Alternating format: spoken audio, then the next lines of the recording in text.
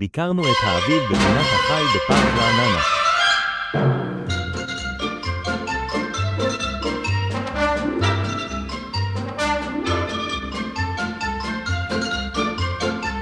שוב הטבע עשה את שלו, הטווסים פרסו בגאווה את זנבם המפואר, שעוצב על ידי מיטב המעצבים של הטבע.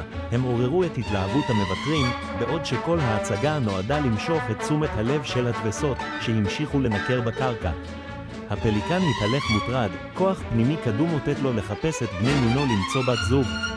הוא טיפס גבוה, נופף בכנפיו העצומות, ולא הצליח להתרומם, ואז התברר כי חסרה לו חיצי כנף. עוד ניסיון, עוד מאמץ, אך ידו קצרה מלהושיע.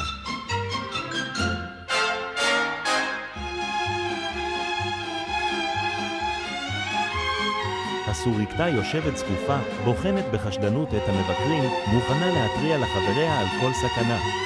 ולבסוף קינחנו בגן הנשיאים.